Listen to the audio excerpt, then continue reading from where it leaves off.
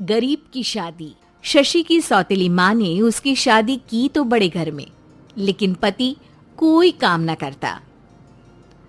आप ससुर जी के साथ काम पर क्यों नहीं जाते? हाँ जाऊंगा, लेकिन कल से। आज जरा मैं दोस्तों के साथ घूमने जा रहा हूँ।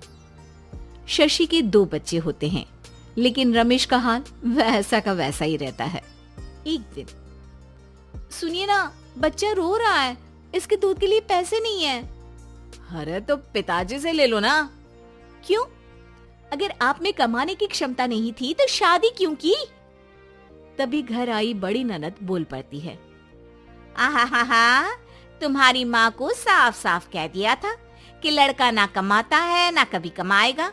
हम 4 बहनें हैं इसका ख्याल रखने के लिए, और पिताजी का इतना सारा पैसा, तुम्हें किस चीज की कमी रखी है? लेकिन थोड़े ही सालों में तकदीर बदल जाती है। शशि का ससुराल गरीब हो जाता है।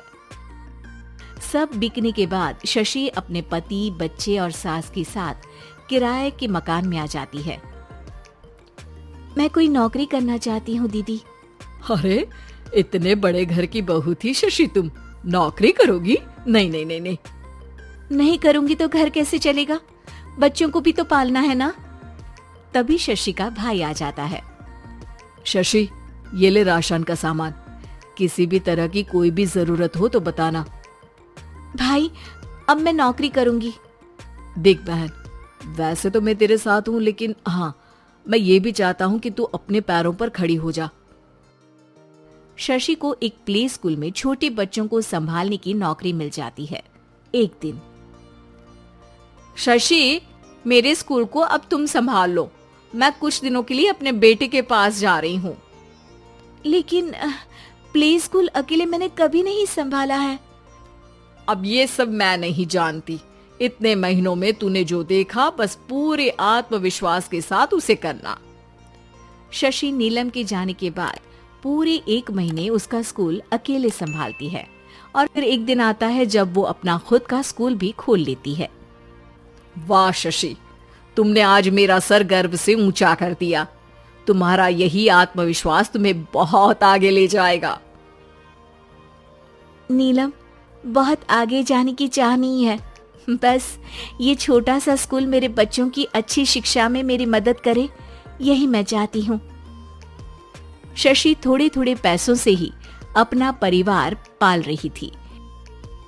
एक दिन उसके घर उसकी बड़ी ननद आती है। अरे भाभी, घर में कूलर तो लगा लेती, मेरी माँ को कैसे पंखे में लिटा रखा है।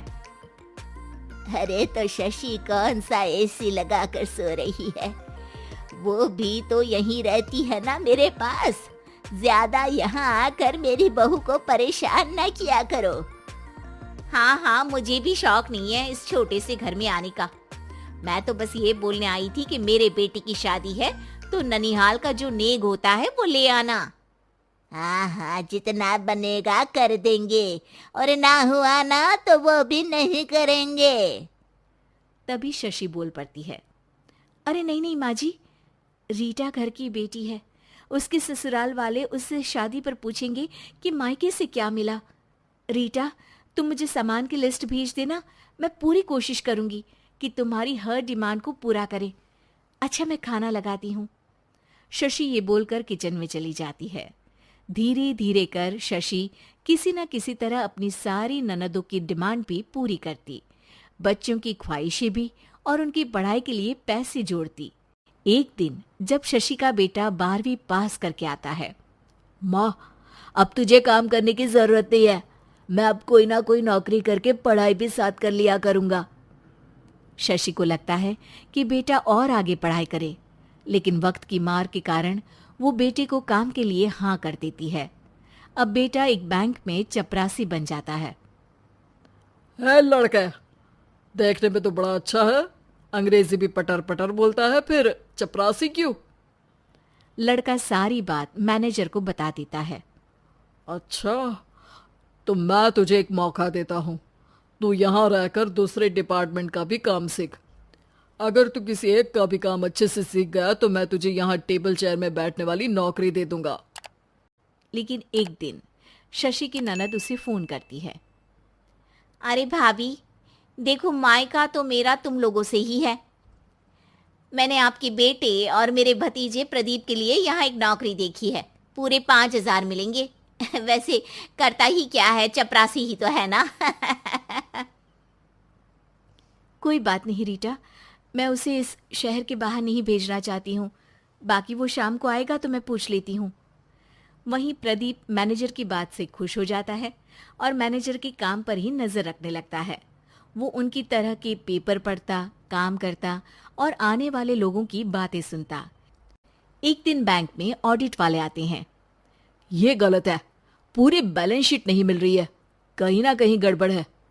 ए मैनेजर, क्या करते हो? बैंक के पैसों का हिसाब सही नहीं है। मैनेजर के पसीने छूट जाते हैं। तभी प्रदीप वहां जाता है। अब क्या मैं ये बैलेंस शीट देख सकता हूँ? अरे बेटा मजाक नहीं, जाओ पानी लेकर आओ एक गिलास। प्रदीप मैनेजर को पानी लाकर देता है और फिर ऑडिटर से कहता है, देखिए सर, मैं आपको बता सकता हूँ कि कैसे बैलेंस शीट को आप लोग गलत तरीके से जोड़ रहे हैं। ऐसा बोलकर प्रदीप एक एक कर सारे डाउट क्लियर कर देता है। अरे हाँ, ये तो पॉइंट हमने देखे ही नहीं थे। गुड, कौन है ये बच्चा?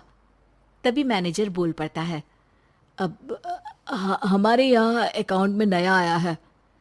ऑडिटर के जाने के बाद, वाह प्रदीप, आज तो तुमने मेरी नौकरी बचा ली।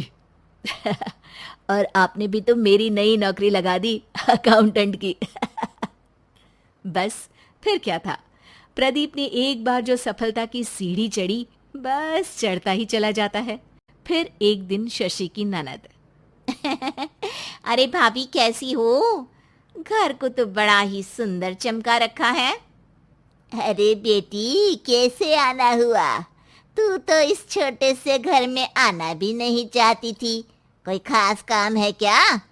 अब हाँ, वो माँ, मेरा जो मजला बेटा है ना, वो अकाउंट से पढ़ाई कर रहा है, तो प्रदीप से बोलकर उसकी भी कहीं अच्छी नौकरी लगा दो ना।